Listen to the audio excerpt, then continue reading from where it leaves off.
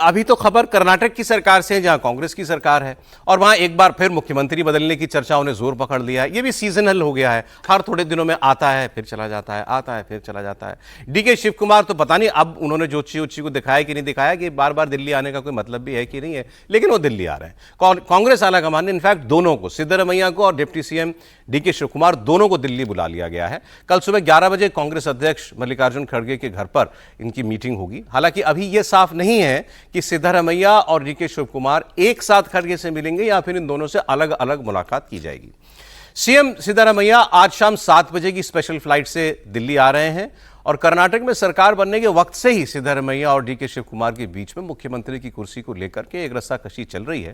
कांग्रेस सरकार ने 20 मई को अपने 3 साल पूरे कर लिए हैं और वादा यह था कि 2.5 साल के मुख्यमंत्री बनेंगे। सिद्धरमैया अब चाहते हैं, 3 साल हो गए हैं, अगले चुनाव से पहले हर कोई थोड़ा वक्त चाहता है कि फेरबदल कर लो, कैबिनेट में जो असंतुष्ट लोग हैं उनको जगह दे दो, उनको सेटिस्फाई कर लो। वो चाहते हैं कि फेरबदल हो जाए। शिव कुमार चाहते हैं कि कोई कैबिनेट रीशफल ना हो, मुख्यमंत्री बदला जाए और जो मुख्यमंत्री और वो जब मुख्यमंत्री बने उसके बाद फिर वो अपने हिसाब से रीशफल करें। और इसी बात को लेकर के ये मीटिंग बुलाई गई है। सिद्धरमैया ने जहां कल सुबह 11 बजे इसकी बैठक की खड़गे साहब की, उसकी पुष्टि की, वहीं डीके शिव कुमार ने कुछ इस पर साफ साफ नहीं बताया। I am invited to Delhi. Tomorrow there is a meeting by 11 o'clock. I don't know the subject. But I am invited. Last night, Mr. Venugopal called me and intimated me the date and meeting. Once again, many speculations are surrounding sir. As your meeting High Command after a long time. Your meeting High Command after a long time. Many speculations are running around. Will it be a full stop? Speculations are always there. I don't know what did Surjewala tell me. I don't know. I'll ask him. If he asks me to come, I'll go. Otherwise, I'll be staying here. There is important discussion related to Rajya Sabha and MLC seats, sir. You're a party Of course, whenever the party calls, we have to go. Otherwise, I will not go. Is there a discussion on the CM issue, sir? I don't know about it. I don't want to comment on it. It is not my job. वैसे वो ठीक ही कह रहे हैं, उन्हें क्या पता होगा कि क्या होने वाला है दिल्ली की मुलाकात में। लेकिन ये बात सही है कि दोनों को बुला लिया गया है और 3 साल सरकार के पूरे हो चुके हैं। कायदे से, मतलब कायदा क्या होता है, क्या कायदा कहें पॉलिटिक्स में, वादे के हिसाब से डीके शिव कुमार को कुर्सी मिल जानी चाहिए थी, लेकिन क्या मिलेगी समीर जी? अभी केरल में बड़ा एक इंटरेस्टिंग वाकया हुआ। केरल में जब सतीशन का शपथ ग्रहण समारोह था, उसमें डीके शिव कुमार भी गए थे, सिद्धरमैया भी थे, उसमें रेवंत रेड्डी भी थे, हिमाचल के मुख्यमंत्री भी थे।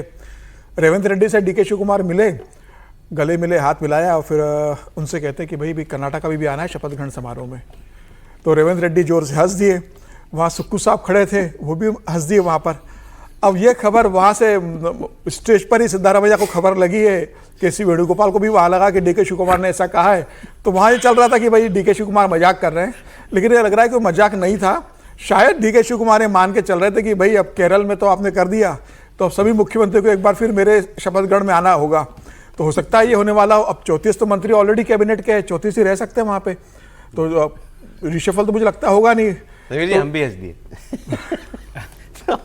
नहीं, लेकिन आप ये एक on a serious note, Congress वहाँ के बहुत सारे विधायक जो हैं वो लगातार पिछले कई महीनों से दिल्ली आ रहे हैं, लगातार आ रहे हैं। वो सुरजेवाला जी से भी मिलते हैं, वो मल्लिकार्जुन खड़गे जी से भी मिलते हैं।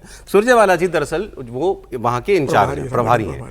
सो पहली मीटिंग्स उनके साथ होती हैं और पहले फायर फाइटर भी वो होते हैं, आग बुझाने का काम पहला वो करते हैं। जब उनसे नहीं बुझती है तो फिर बाकी लोगों की, सीनियर और लोगों की जो है वो बारी आती है। साहब डीके साहब की किस्मत खुलेगी?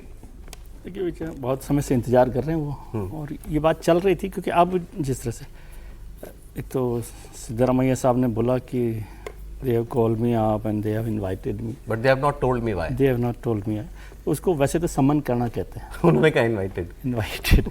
तो अब वो अगर समन किए गए हैं तो उसका कुछ मतलब हो सकता है। और अब 3 साल हो गए, 2.5 साल से भी ज़्यादा हो गए, 3 साल हो गए, और बहुत सारे विधायक डीके शिव कुमार के साथ हैं। वो लगातार कोशिश कर रहे हैं कि हो जाए।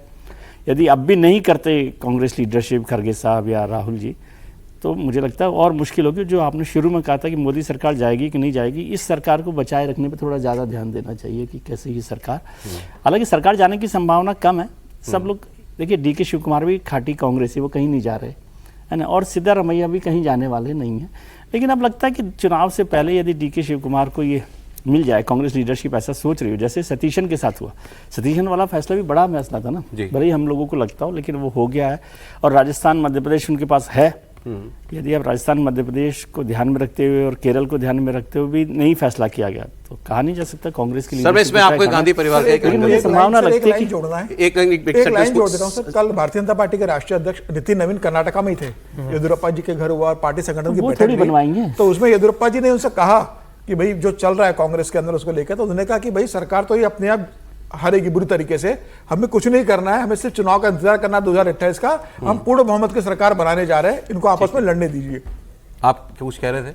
नहीं, मैंने वही कहा। अच्छा, मैं इसमें एक्चुअली अभी आपने क्योंकि कर्नाटक केरला का भी जिक्र किया, तो वही एक पत्रकार जो कांग्रेस को बहुत समझते हैं, वो उन्होंने एक पोस्ट किया। इसके ऊपर आचार्य प्रमोद कृष्णम जो पूर्व कांग्रेस नेता और प्रियंका गांधी के बड़े कॉन्फिडेंट थे। प्रियंका जी के साथ मत जोड़िए ना। नहीं, मैंने कहा एक वक्त थे ईएम केरल, वैसे बता रहा हूँ क्योंकि उन्होंने नाम लिया है। तो वो जो पत्रकार हैं उन्होंने ये लिखा कि केरल के मुख्यमंत्री के फैसले के बाद बहुत से लोगों से मुलाकात हुई, इसमें कई केरल के पत्रकार थे और इनमें से ज़्यादातर संगठन महासचिव केसी वेणुगोपाल के खेमे के लोग थे।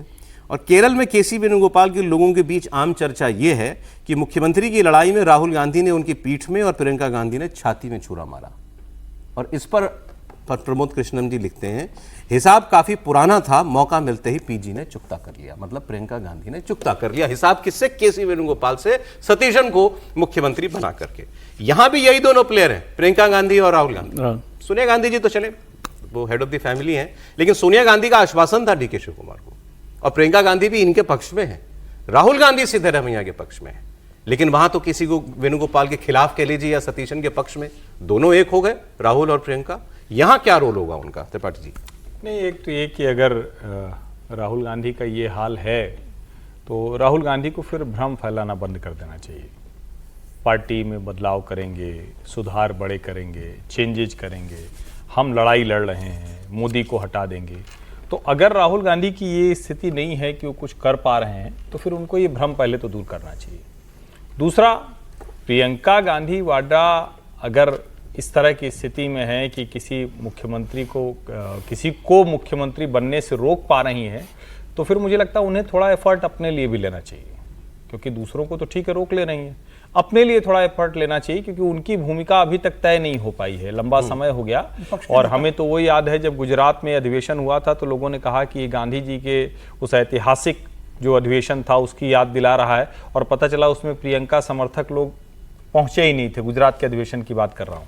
तो क्या पार्टी के भीतर कुछ गंभीर संकट दूसरा है जिसको हम लोग, परिवार का मसला है, निजी नहीं बोलना चाहिए? अगर ये प्रमोद कृष्णम ठीक लिख रहे हैं तो ये कौन सा हिसाब था जो चुकता किया है प्रियंका गांधी ने? प्रियंका गांधी और केसी वेणुगोपाल क्या बराबरी, मतलब क्या बराबरी क्या है? इसका मतलब वही तो मैं कह रहा हूं, गंभीर इसको आप समझिए ना। अगर प्रियंका को कोई हिसाब केसी से चुकता करना पड़ा, इसका मतलब केसी वेणुगोपाल जब से महासचिव संगठन है या उसके पहले से जब से वो राहुल गांधी के विश्वास पात्र हुए, वो चुन चुन कर प्रियंका गांधी के लोगों को निपटा रहे थे।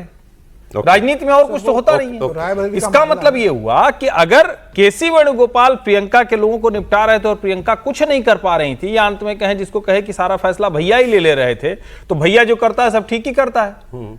बड़े घरों में आपने देखा है कि नहीं, भैया जो करता है सब ठीक करता है। जो घर का लड़का होता है तो क्या भैया सो रहा है अभी, तो इस टाइप की बात होती है। तो भैया जो करता है वो ठीक करता है अगर है, तो कांग्रेस बहुत गंभीर संकट में है। रायबरेली का क्या होगा? राहुल गांधी वायनाड से सांसद थे और प्रियंका गांधी रायबरेली से सोनिया गांधी की सीट पर चुनाव लड़ना चाहती थी। ऐसा कहा जाता है कि वो केसी वेणुगोपाल है जिन्होंने राहुल गांधी को रायबरेली चुनाव लड़ने के लिए तैयार किया और प्रियंका गांधी को वायनाड भिजवाया। प्रियंका तो अपनी माँ की सीट पर लड़ना चाह रही थी कि राहुल गांधी ऑलरेडी वायनाड से सांसद है, वो वहां कंटिन्यू करे और मैं सोनिया गांधी की सीट पर लड़ूंगी। यही दावा था, वो यूपी की लेगेसी है। और ये केसी वेणुगोपाल ही थे जिन्होंने राहुल गांधी से कहा कि आप रायबरेली से चुनाव लड़िए और प्रियंका गांधी को आप वायनाड भेजिए। मुझे लगता है ये वही हिसाब होगा जो प्रियंका ही तो देखती थी ना सारा काम पूरा।